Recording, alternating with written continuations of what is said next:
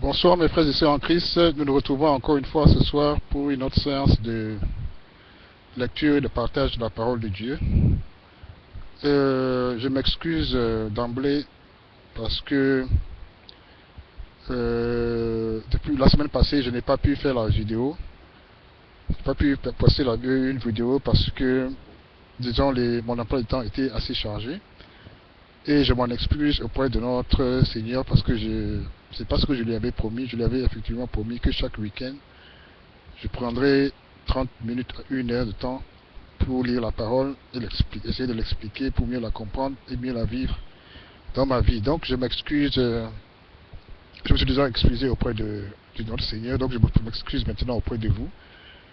Et dorénavant, je prends la ferme décision que quel que soit mon emploi du temps, qu'il pleuve ou qu'il neige, je prendrai effectivement 30 à 1 heure de temps, un dimanche ou un samedi, pour effectivement parler de notre Père. Donc sans plus tarder, nous allons d'abord commencer par une petite prière que nous allons adresser à notre Père. Mes frères et sœurs en Christ, fermons les yeux. Seigneur, nous venons devant toi encore ce soir pour te dire merci. Pour te dire merci et pour te rendre grâce, Seigneur, pour tout ce que tu as fait pour nous et tout ce que tu continues à faire pour nous. Seigneur, nous te disons merci pour le souffle de vie que tu nous donnes.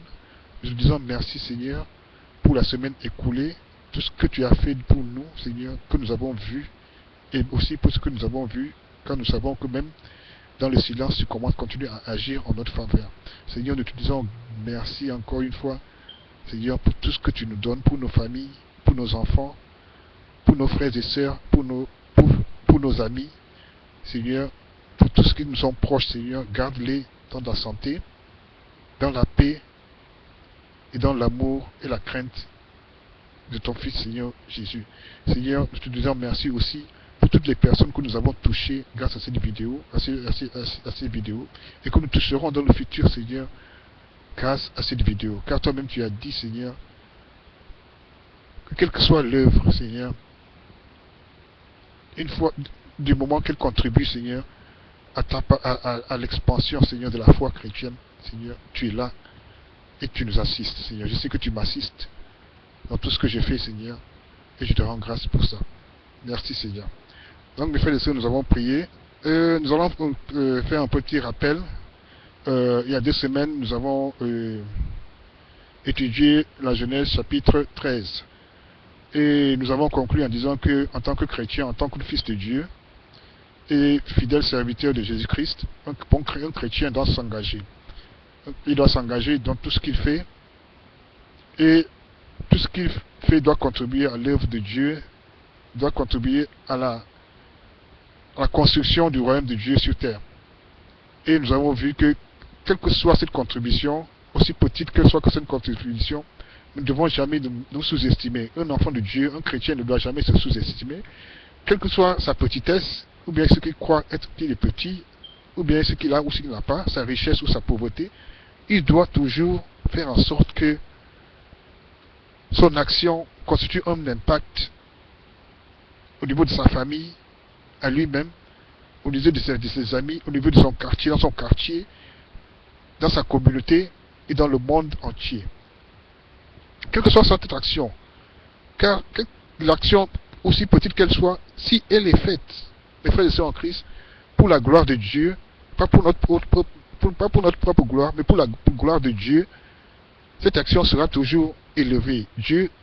Parce que Dieu est là, l'Esprit de Dieu est là avec nous. Donc, je vous exhorte, mes frères et sœurs, à élever la voix. À lever la voix dans votre communauté, dans votre famille, dans votre église, dans votre entourage. Élevez la voix. Un chrétien, un enfant de Dieu ne doit pas passer inaperçu.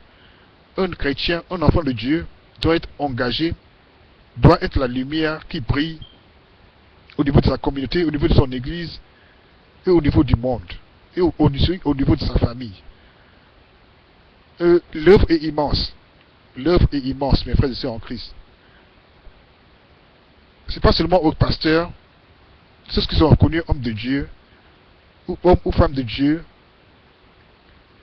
à qui revient la tâche, ce n'est pas seulement à eux que revient la tâche de la construction du royaume de Dieu.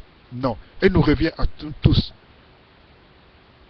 Aussi petits que nous soyons, aussi grands que nous soyons, aussi pauvres que nous soyons, aussi riches que nous soyons, nous devons toujours participer à l'avènement du royaume de Dieu sur terre. Car les temps sont proches, mes frères et sœurs en Christ. Et nous devons être prêts. Nous devons être prêts. Nous devons être Noé. Nous devons être des Noé dans notre génération, dans notre famille, dans le monde. Chacun de nous. Ce doit être notre but. Ceci, ce doit être notre raison de vivre. Car, j'ai l'habitude de le dire, chaque personne, dès que tu as été conçu dans le ventre de ta maman, Dieu t'a donné une mission. Tu as une mission sur la terre. Il nous appartient à nous de découvrir quelle est cette mission. Pour certains, ça prend, dès qu'ils naissent, un an après, ils savent déjà quelle est leur mission sur la terre. Pourquoi Dieu les a mis sur cette terre. Pour d'autres, ça prend 40 ans. Pour d'autres, ça prend 50 ans. D'autres, ça prend même la veille de leur mort. Qu'ils se rendent compte que c'est ça leur mission. Mais quelle que soit cette mission, et quel que soit le moment où nous nous rendons compte que nous avons une mission sur cette terre, une mission pour la gloire de Dieu, une mission pour l'avènement du royaume de Dieu sur terre, nous devons être prêts. Nous devons être prêts. Nous devons nous lever et dire, Seigneur, nous sommes prêts. Seigneur Jésus-Christ, nous sommes prêts. Je suis prêt à te servir. Et nous pouvons, je le disais la semaine passée, ou il y a 2 semaines, un enfant de Dieu, un chrétien, doit être prêt à s'engager n'importe où, n'importe quand et n'importe comment. Que ce soit dans la politique. Je vous encourage, mes frères et sœurs, à vous engager dans la politique. Nous ne pouvons pas changer le monde en tant que chrétiens si nous ne nous engageons pas dans la politique, mes frères et sœurs en Christ. Les chrétiens d'aujourd'hui refusent de s'engager en politique parce qu'ils disent que la politique est sale. Mais si la politique est sale, si en nous, en tant que chrétiens, que nous disons que nous sommes propres, c'est à nous d'aller dans cette saleté et nettoyer cette saleté, mes frères et sœurs en Christ. Nous ne pouvons pas nous retirer du monde. Nous ne pouvons pas nous dire que voilà, nous sommes propres et le monde est sale. Non, le monde est sale, certes. Pour ceux qui pensent que le monde est sale. Le monde est sale, certes. Mais c'est à nous de le nettoyer. C'est à nous d'aller dans ce monde pour le nettoyer. Et si nous ne nous engageons pas en politique, si nous ne nous engageons pas dans les associations, si nous ne nous engageons pas dans les organisations communautaires et autres, comment allons-nous changer comment allons-nous nettoyer ce qui est sale, mes frères et sœurs en Christ? Donc je vous encourage à vous engager, que ce soit en politique, formez des partis politiques, mettez sur pied des partis politiques, mettez sur pied des associations de charité, mettez sur pied des associations, des regroupements où votre voix peut être entendue au niveau national et international, mes frères et sœurs en Christ. Nous devons nous engager pour changer les lois. Nous devons nous engager pour pouvoir changer le monde. Et nous ne pouvons pas le faire en restant en dehors de ce monde. Non. Les frères et sœurs en Christ. Donc c'est sur ce point que nous allons terminer le rappel de la parole de la semaine passée. Pour aujourd'hui, nous allons nous concentrer sur la parole de Dieu qui est dans Genèse verset 14. Nous allons chercher la parole de Dieu, Genèse verset 14. Mes frères et sœurs en Christ, lisons la parole de Dieu. Abraham, vainqueur de plusieurs rois. Verset 1. Dans le temple d'Amraphel, roi de Shinar, d'Arjok, roi de Lassar, de Kedorlaomer, roi d'Elam, et de Tidéel, roi de Gojim, il arriva qu'il fit la guerre à Béra, roi de Sodome, à Birshar, roi de Gomor, à Shrinéa, roi d'Adma, à Shemeber, roi de Seboïm, et au roi de Béla, qui est Tsoar. Ces derniers s'assemblèrent tous dans la vallée de Sidim, qui est la mer Salée. Pendant 12 ans, ils avaient été soumis à Kedorlaomer, ma mère, et la 13e année, ils s'étaient révoltés. Mais la 14e année, Kedorlaomer et les rois qui étaient avec lui se mirent en marche et ils bâtirent les Réphaïm, les Kusosim, les Émim Verset 6. Et les Orients dans les montagnes de Sédir jusqu'aux chaînes de Paran qui étaient près du désert. Puis ils s'en retournèrent vers à En-Misraphat qui est Kadès et bâtirent les sites sur tout leur territoire ainsi que les Amoréens établis à Hadstone Tamar. Puis ils s'en retournèrent vers à En-Mishpat qui est Kadès et bâtirent les sites sur tout leur territoire ainsi que les Amoréens établis à Hadstone Tamar.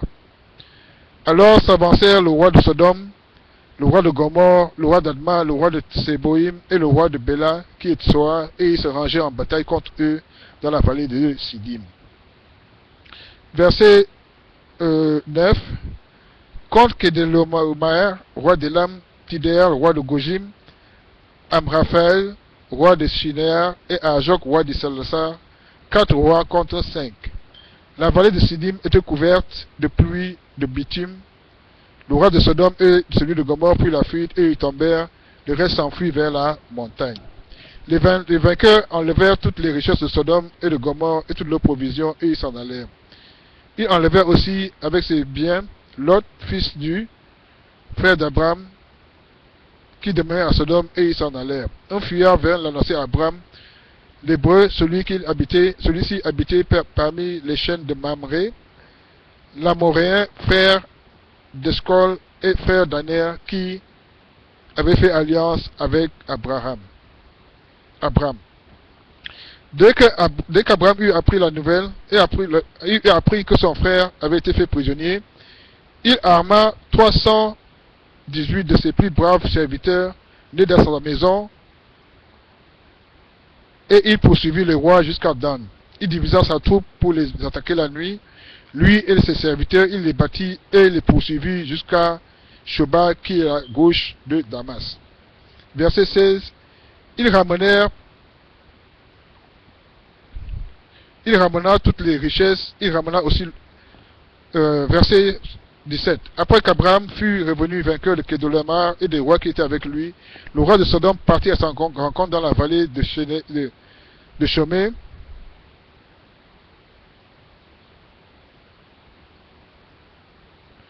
De Chavé, qui est la vallée du roi. Melchizedek, roi de Salem, fit apporter du pain et du vin. Il était sacrificateur du Dieu très haut.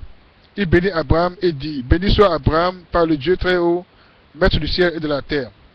Béni soit le Dieu très haut qui a livré tes ennemis entre tes mains, et Abraham lui donna la dîme de tout. Le roi de Sodome dit à Abraham, donne-moi les richesses et prends pour toi les richesses. Donne-moi les personnes et prends pour toi les richesses. Abraham répondit au roi de Sodome, je lève la main vers l'Éternel, le Dieu très haut, maître du ciel et de la terre.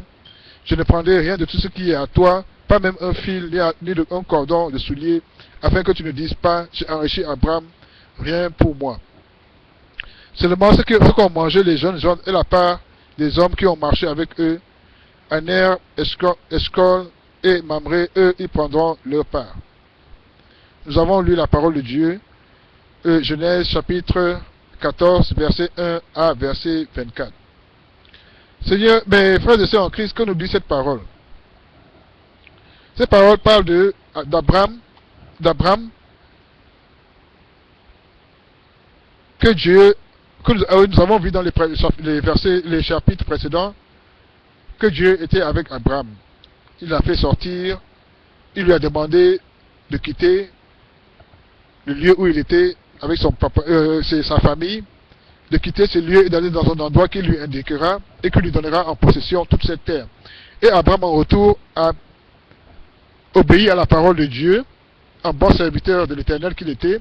Il s'est levé et il a quitté, il a tout laissé, il a tout quitté et il est parti à la rencontre. Il est parti vers le lieu que Dieu lui a indiqué, ne sachant pas ce qu'il allait trouver là-bas et ni ne sachant ce qui allait lui arriver là-bas. Mais nous avons vu que Dieu l'a béni en lui disant qu'il lui donnerait en possession toute la terre, tous les pays qui étaient devant lui. Et c'est ce qui est en train d'arriver dans ce verset, dans ce chapitre. Nous avons vu que il y avait plusieurs rois qui régnaient dans différents pays. Et ces rois ils firent la guerre à Béroua, qui est le roi de Sodome, et à un autre roi, le roi de Gomorre, appelé Bishra. Donc ces rois se sont réunis et ils ont fait la guerre à ces différents rois. Et ces rois, ils étaient pendant des années, pendant nous avons vu 12 ans, assujettis. C'est-à-dire qu'ils étaient comme esclaves à ces rois-là, au roi de Akédolémar, pendant 12 années. Et à la 13e année, ils se sont révoltés parce qu'ils n'en pouvaient plus. Mais à la 14e année, le roi Kédéléomar et les autres rois qui étaient avec lui, ils ont décidé de mater cette révolte. Donc, ils se sont mis en marche et ils ont attaqué les rois qui se sont révoltés contre lui et c'est ce qui le suivait. Donc, il les a battus.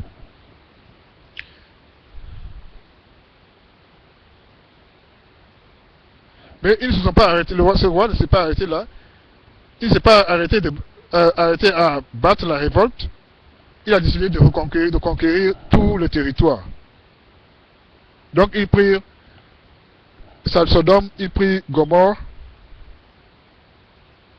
Et ils ont allé ils ont pris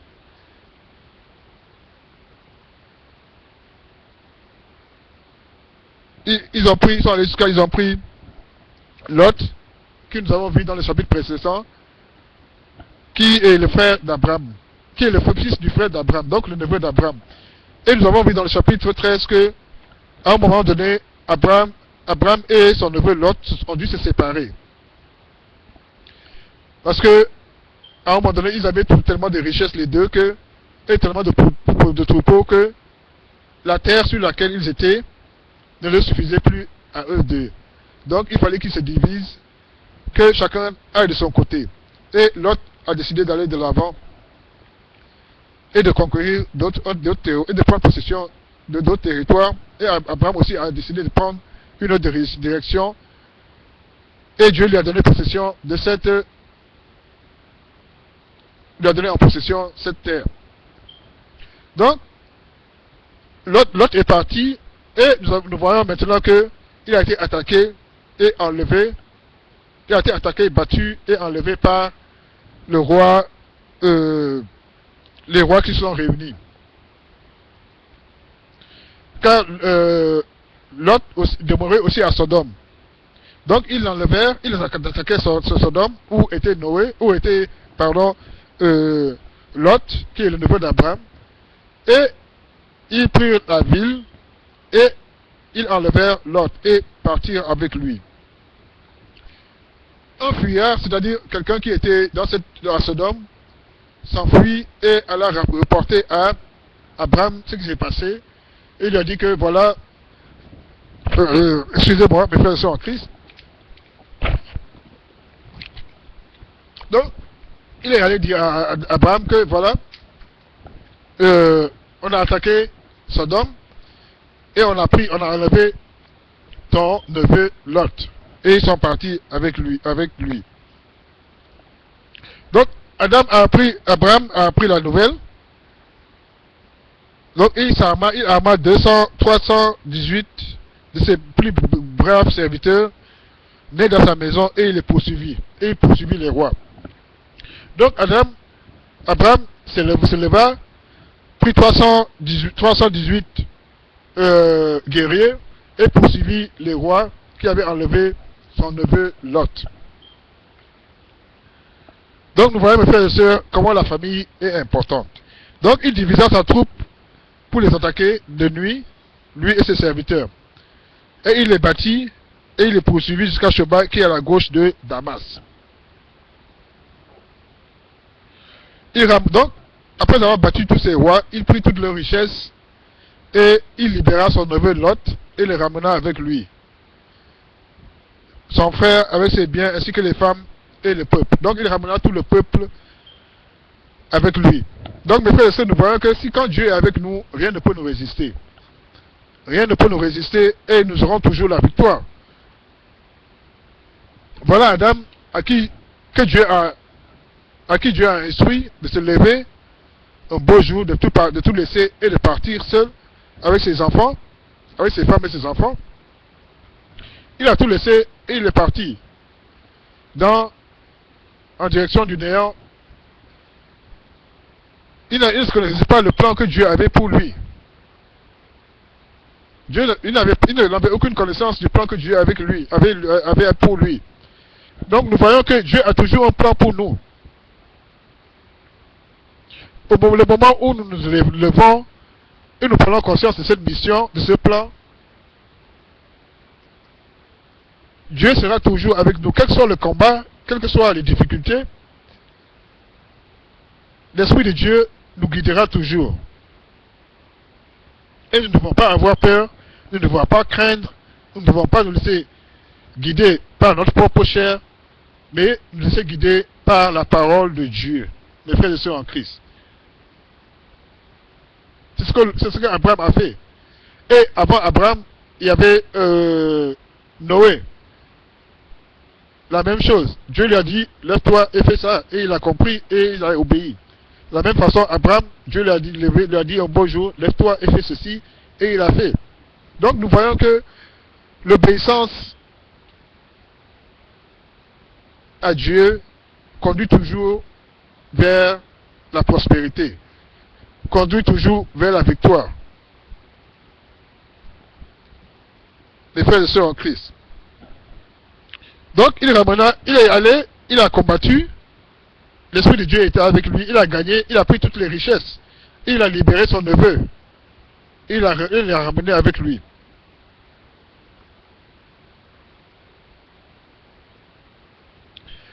Dans le verset suivant, nous voyons que Abraham a été béni par Melchisedec, qui est un homme, un serviteur de Dieu. Donc,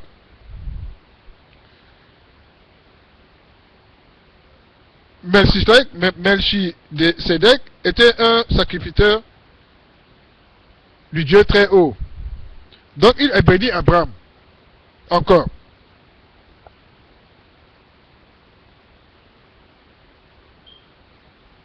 Et il lui dit, béni soit Dieu, le Dieu très haut, qui a livré tes ennemis entre tes mains, et Abraham lui donna la dîme et de tout.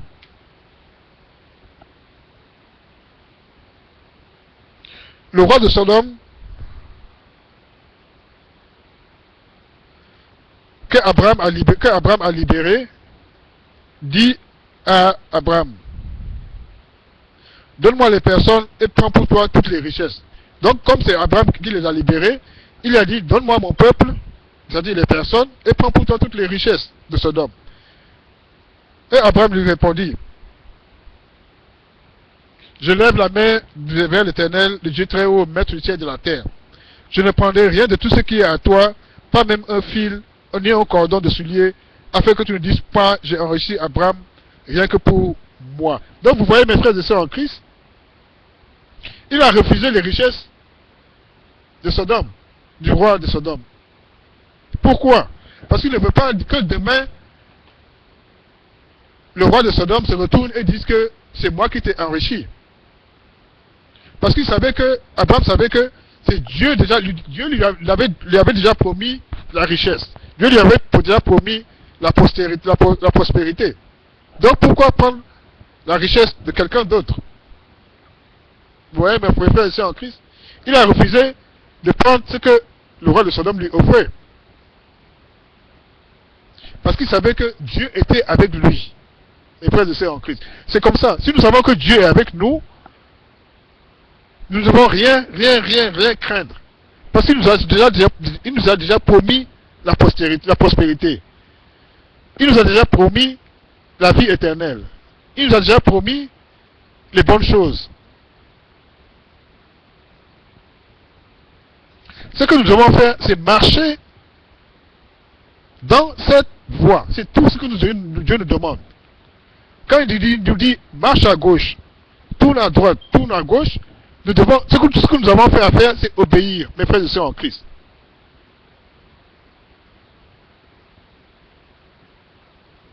Car si nous obéissons à la voix de l'Éternel, tout ce qu'il nous a promis dès notre naissance sera à nous. Parce que chaque chrétien qui naît, chaque être humain qui naît, chaque enfant de Dieu qui naît, est déjà béni à sa naissance, mes frères et sœurs en Christ. Dieu lui a promis possession de la terre. Dieu lui a promis tout en possession, que ce soit la richesse, que ce soit la prospérité, l'or et l'argent. Dieu nous a déjà tout promis dès la naissance. Il nous assure à nous, à cause de ce que nous faisons, nous entrons dans le monde, nous choisissons une voie détournée, une voie qui n'est pas celle de Dieu, c'est ce qui retarde notre prospérité. Au lieu d'écouter la voix de l'Éternel, notre Dieu, nous écoutons d'autres voix. Nous prenons d'autres voix. Jusqu'à ce que nous tournons en rond et nous nous remettons sur la voie que l'Éternel nous a tracée. Et c'est là que nous pouvons voir, mes frères et sœurs en Christ, la bonté de Dieu.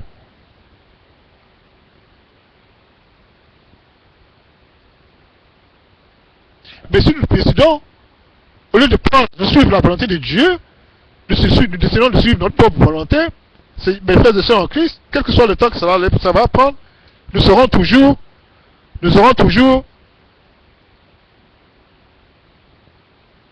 des problèmes. Et comment faire pour suivre la voie de Dieu? Comment faire pour suivre la voie de l'Éternel? Mes frères et sœurs en Christ, ne vous laissez pas détourner, ne vous laissez pas mentir, ne vous laissez pas entraîner dans des voies surnaturelles, dans des voies déguisées. La seule voie qui entraîne à la postérité, qui entraîne à la prospérité, c'est la voie qui est dans la Bible du Seigneur, mes frères et sœurs en Christ. C'est la voie de l'Éternel. C'est le chemin de l'Éternel. C'est ce chemin et ce chemin seul, mes frères et sœurs en Christ, qui conduit vers la vie éternelle, mes frères et sœurs en Christ. Il n'y a pas d'autre voie. Il y a quelques semaines, nous avons parlé des sacrifices humains qui sont en train de ravager certains pays en Afrique. Nous avons cité la Côte d'Ivoire, le Ghana, le Gabon, la Tanzanie ou même les albinos sont en train de pourchasser.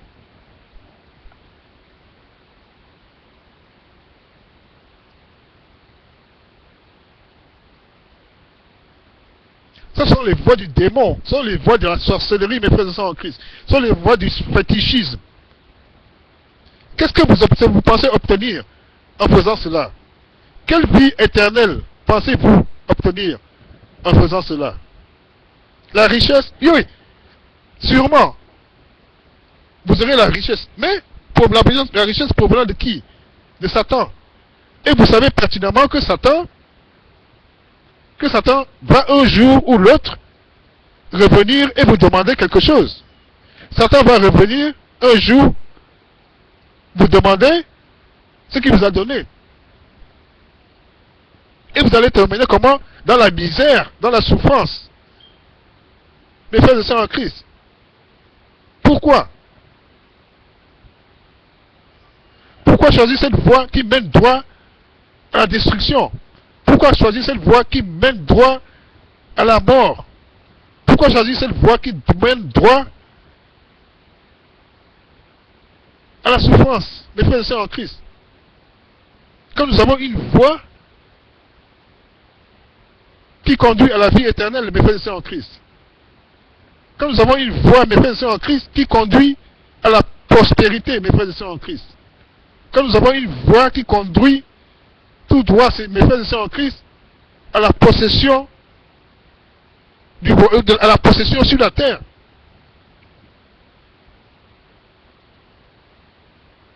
Et nous n'avons rien à faire en retour. C'est ce qui est merveilleux avec notre Père, avec notre Seigneur Dieu. C'est ce qui est merveilleux. Il ne demande rien en retour. Rien. Rien. Tout ce que nous avons à faire, c'est proclamer son nom. reconnaître que Jésus-Christ est notre Seigneur et notre Sauveur, et qu'il est le Rédempteur. C'est tout, mes frères et sœurs en Christ. Si un marabout ou un faux pasteur vous dit le contraire, vous dit que vous devez donner tout vos salaires, c'est un menteur. Si un soi-disant homme de Dieu vous dit que vous devez faire tel sacrifice pour recevoir quelque chose de Dieu, c'est un mensonge, mes frères et sœurs en Christ.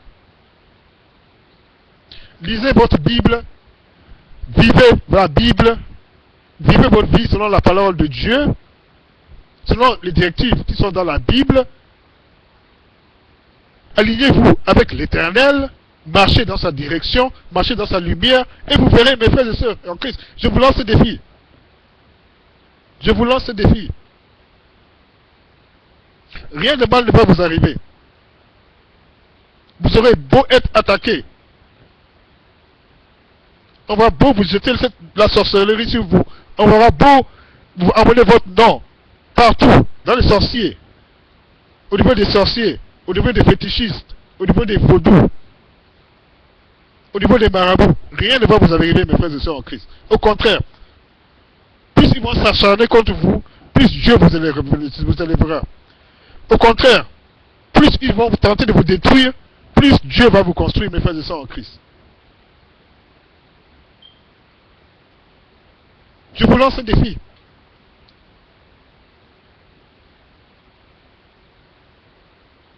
Arrêtez, mes frères et sœurs en Christ. Arrêtez avant qu'il ne soit trop tard.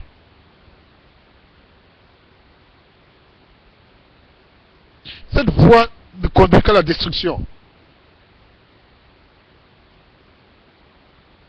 Repentez-vous, mes frères et sœurs en Christ.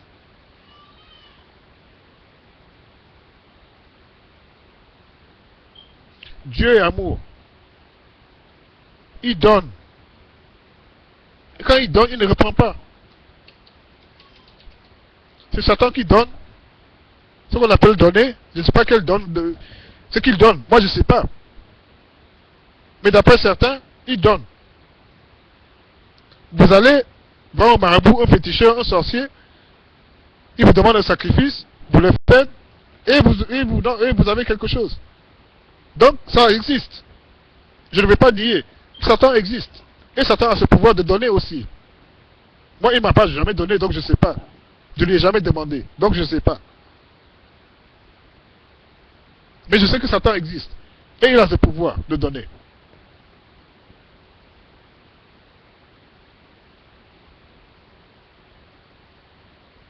Mais ce qu'il vous donne est toujours accompagné de souffrance. C'est ça la différence.